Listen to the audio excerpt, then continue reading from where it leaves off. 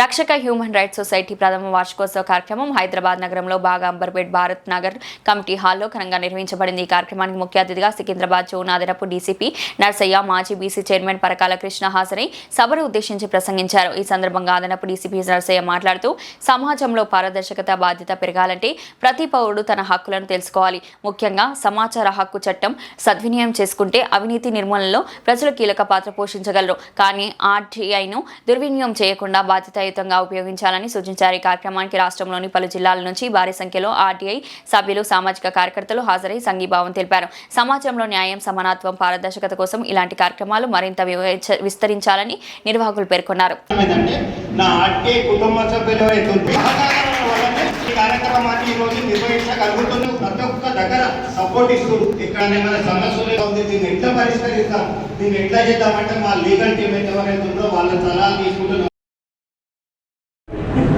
ఒక రాజ్యాంగం ఇచ్చినటువంటి హక్కు అయితే దానికి అనుగుణంగా సమాచార హక్కు చట్టం అందుబాటులో ఉన్నప్పటికీ ఆ హక్కు చట్టాన్ని ప్రభుత్వాలు కావచ్చు, అధికార వ్యవస్థ కావచ్చు, సమాచార హక్కు చట్టంలో ఉన్నటువంటి ఏవైతే ప్రజలకు సేవ చేయాలనేటువంటి ఒక ఇతోధికమైనటువంటి హక్కు దాగి ఉన్నదో దాన్ని అమలు చేయడంలో ప్రభుత్వాలు ముందుకు రావాలి.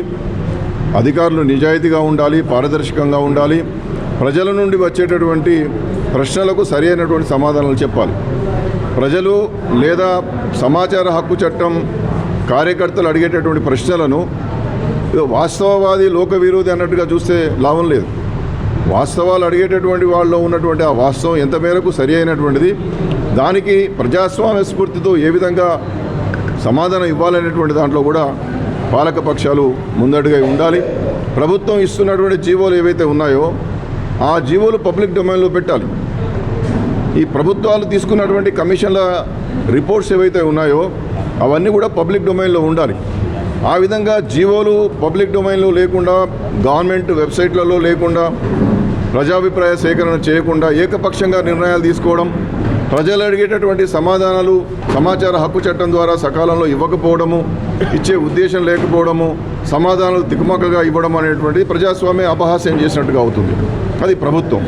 ఆ విధంగానే ఈ యొక్క సమాచార హక్కు చట్టం సంబంధించినటువంటి కార్యకర్తలు కూడా అడిగేటటువంటి ప్రశ్నలు చట్టం పరిధిలోనే ఉండాలి తప్ప చట్టాన్ని వక్రీకరించే విధంగా, చట్టాన్ని అపహాస్యం చేసే విధంగా ఉండకూడదనేటువంటి విషయాన్ని తప్పనిసరిగా గమనించాలి. అందుకోసమే ఈరోజు గత సంవత్సర కాలంగా సమాచార హక్కు చట్టం రక్షక హ్యూమన్ రైట్స్ సొసైటీ పేరిట మహేందర్ గారు ఇక్కడ అంబర్పేట నియోజకవర్గంలో చాలా ఇతోధికంగా కృషి చేస్తూ ఉన్నారు. దాని ప్రథమ వార్షికోత్సవం సందర్భంగా ఇవాళ రాష్ట్ర వ్యాప్తంగా అన్ని జిల్లాల నుండి కార్యకర్తలు పెద్ద ఎత్తున వచ్చారు. కాబట్టి సమాచార హక్కు చట్టాన్ని పరిరక్షించడంలో ప్రభుత్వము, కార్యకర్తలు సమానమైనటువంటి ఒక నిష్పాక్షికమైనటువంటి ధోరణితో ముందుకు రావాలి, ఆ దిశగా ముందుకు పోవాలనేటువంటి చర్చ ఈ సభలో పెద్ద ఎత్తున చేయడం జరిగింది. ఈ సభ చాలా విజయవంతమైంది.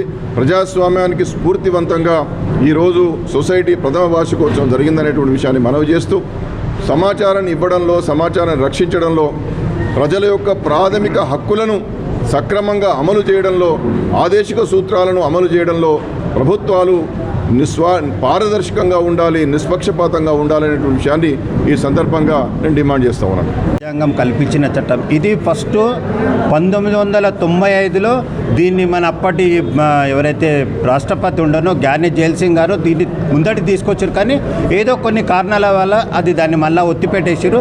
తర్వాత 2005లో దీన్ని ఇంప్లిమెంట్ చేశారు. అప్పటి నుంచి కూడా మనకి ఏదైతే సమాచార హక్కు రక్షణ చట్టం కల్పించిందో ప్రజలకు ఏదైతే ఇబ్బంది పెడుతున్న నాయకులు ఉన్నారో ఏదైనా సమస్యల మీద మనము సమాచార హక్కు రక్షణ చట్టం కింద ఇన్ఫర్మేషన్ తీసుకోవచ్చు. అయితే ఇది ఎంతవరకైతే మనము సమాజానికి మంచి చేయాలన్న ఉద్దేశంతో చేస్తే దీనికి సమాజానికి మంచిగా అవుతుంది. కానీ వక్రీకరించే ఏదో తప్పుడు నిర్ణయాలు, మనం ఎవరినైనా భయపెట్టాలి, వ్యక్తిగతంగా ఏదైనా ఆఫీసర్ని భయపెట్టాలని చెప్పి వాళ్ళ వ్యక్తిగతంగా ఇన్ఫర్మేషన్ మాత్రం తీసుకోవద్దు. మనకు ఏవైతే సమస్యలు ఉన్నో దాని మీద ఇవ్వాలి. మేము సమాచార హక్కు రక్షణ చట్టం స్థాపించి సంవత్సరం కాల పరిమితి అయింది. ఇందులో నా ఆర్టీఐ కుటుంబ సభ్యులంతా కూడా నాకు సహకరించబట్టుకుని నేను 365 రోజులను ముందడి తీసుకెళ్ళగలిగిన. దీనిపైన మేము చాలా సమస్యలపైన ఆర్టీఐలు వేసినాము. నాకు చాలా జాగాలలో వచ్చినాయి, కొన్ని జాగాలలో రాని మీద వాళ్ళ మీద రిట్లు కూడా మేము ఫైల్ చేసినాం. అలాంటి దాన్ని ఈ మనకు సమాచార హక్కు రక్షణ చట్టం మీద అవుతుందో దాన్ని మన కుటుంబంలో ఉన్న ప్రతి ఒక్కరు కూడా మన ఎవరైతే లీగల్ అడ్వైజర్స్ ఉన్నారో వాళ్ళ దగ్గర మనము ఏమైనా సమస్యలు ఉంటే వాళ్ళతో మాట్లాడి ఖచ్చితంగా మనము సమాజానికి ఉపయోగపడేది మాత్రం చేద్దామనేది సంకల్పంతో నేనైతే స్థాపించినో దానికి మీరు అందరు సహకరిస్తున్నందుకు అందరికీ పేరు పేరున ధన్యవాదాలు.